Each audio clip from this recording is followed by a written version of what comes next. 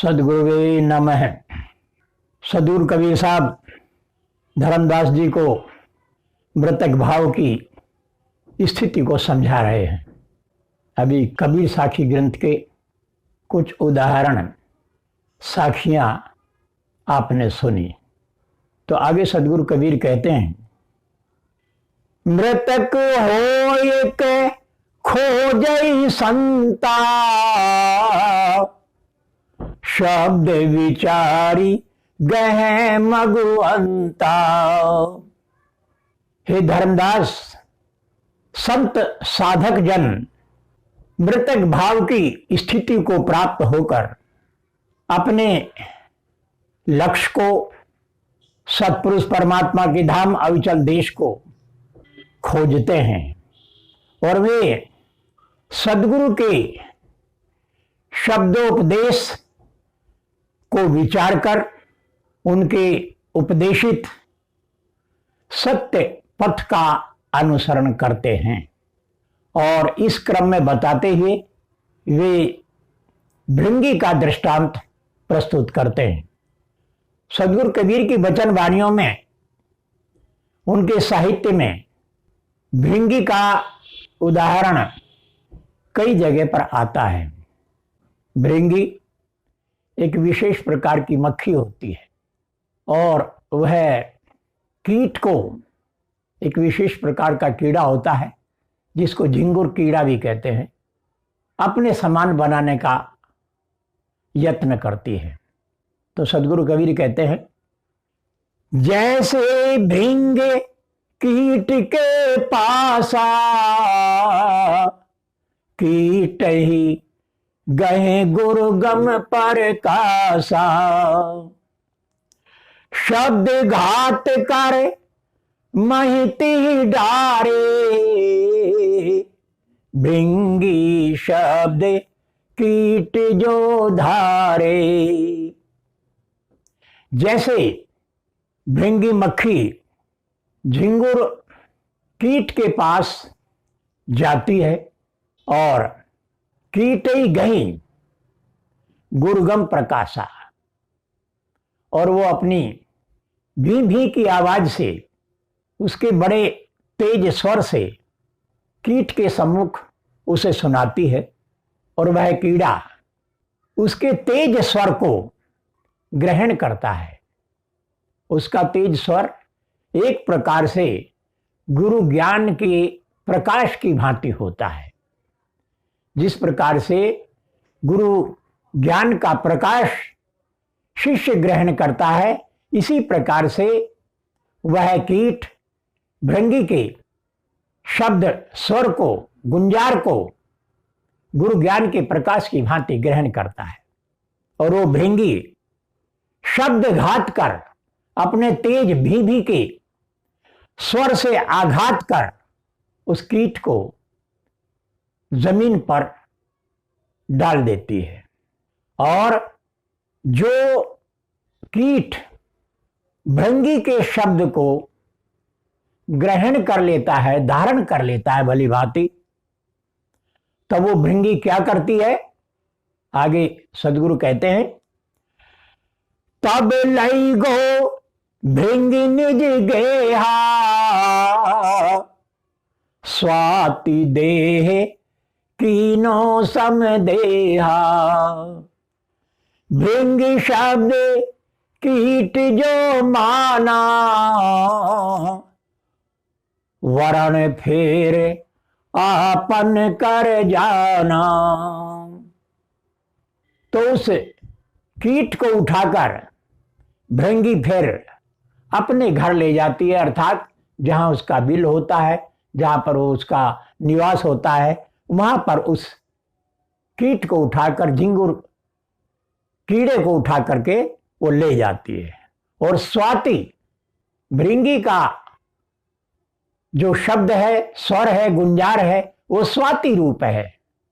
स्वाति एक नक्षत्र होता है और स्वाति नक्षत्र में जो वर्षा का जल होता है, वो सीप में उसकी एक बूंद पड़ जाने से मोती बन जाती है। तो यहां पर भृंगी के शब्द को स्वाति का रूप दिया गया है कि उसके तेज शब्द स्वर से वह कीड़ा उसके सदृश रूप धारण करता है। तो वह कीड़ा स्वाति रूप उसके शब्द गुंजार को धारण करता है और उसके समान देह को प्राप्त होता है, शरीर को प्राप्त होता है। और भृंगी शब्द कीट जो माना और भृंगी के शब्द गुंजार को जो कीट जो कीड़ा मान लेता है, उसे धारण कर लेता है, वर्ण फेर आपन कर जाना, तो वह भृंगी उसके वर्ण को, उसके रूप को फिर अपने समान जान लेती है, समझ लेती है, अर्थात वे दोनों एक समान हो जाते हैं। आगे सदगुरु कहते हैं, बिरला कीट हो ये सुखदाई, प्रथम आवाज गहे चितलाई,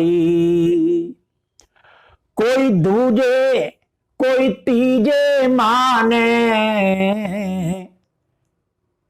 तन मन रहित शब्द हित जाने। और यहां पर यह भी एक स्पष्ट बात है कि सभी झिंगुर कीड़े एक समान नहीं होते।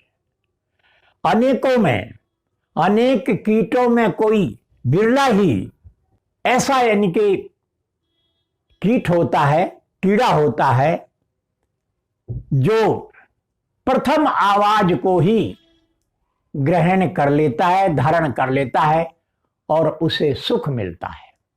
कोई ही ऐसा सुखदायी कीड़ा होता है, सब नहीं होते, किंतु बहुतों में, अनेकों में कोई एक ऐसा होता है जो उसके शब्द गुंजार को पहली ही बार में चित्त लगाकर धारण कर लेता है, ग्रहण कर लेता है। किंतु दूसरे कीड़े कोई दूसरी बार में, कोई तीसरी बार में भृंगी के शब्द को, गुंजार को ग्रहण कर पाते हैं और वे तन मन रहित, अर्थात तन मन की शुद्धि भुलाकर, अपने कीट के तन मन की शुद्धि को भुलाकर, उसे गंवाकर शब्द हित जाने, भृंगी के शब्द गुंजार को हित मानकर ग्रहण करते हैं, धारण करते हैं। आगे सदगुरु कहते हैं, भृंगी शब्द कीट ना गहई, तो पुनि कीट आसरे रही, धर्मदास यह कीट को भेवा, यह मति शीश कहे गुरुदेवा।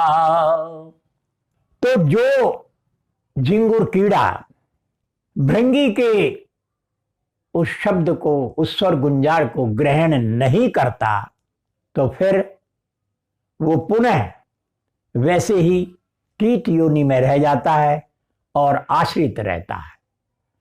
फिर कभी उसका दोबारा नंबर आएगा, तब उसकी बात बनेगी, नहीं तो तब तक वो उसके आश्रित पड़ा रहता है। तो साहिब कहते हैं कि हे धर्मदास, धर्मदास जी अनुराग सागर की कथा को सुनने वाले परम जिज्ञासु हैं और सदगुरु कबीर साहब पूर्ण सच्चे सदगुरु हैं।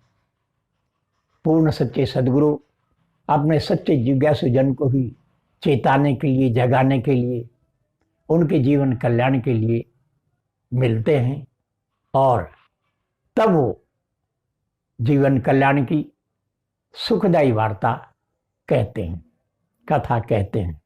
तो मैं कहते हैं, हे धर्मदास जी, यह कीट को भेवा, ये कीट का और भृंगी का भेद है जो मैंने अभी तुम्हें सुनाया।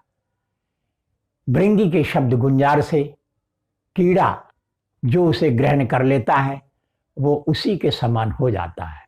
इसी प्रकार जो सद्गुरु के सत्य ज्ञानोपदेश को ग्रहण करता है, चित्त लगाकर ग्रहण करता है, मनोयोग से ग्रहण करता है और ठीक ठीक उसका आचरण करता है, तो उसका भी हृदय परिवर्तन हो जाता है। वह फिर सामान्य जीव नहीं रह जाता, वह फिर सामान्य स्थिति का नहीं रह जाता, अपितु सद्गुरु की चरण शरण में उनके सत्य ज्ञान और उपदेश से वह पूरी तरह से परिवर्तित हो जाता है और उनका सच्चा हंस बन जाता है। उसका कायाकल्प ही नहीं बल्कि मन भी परिवर्तित हो जाता है, हृदय परिवर्तित हो जाता है। तो इस प्रकार से जैसे भृंगी कीट को बदल देती है, अपने समान बना लेती है, ऐसे ही सद्गुरु अपने शिष्य को हंस बना लेते हैं और उसे पूरी तरह से परिवर्तित कर देते हैं। संसार में रहते हुए भी वह सांसारिक विषय कामनाओं से परे हो जाता है, हट जाता है और वो मृतक भाव की स्थिति को प्राप्त होने लगता है, हो जाता है।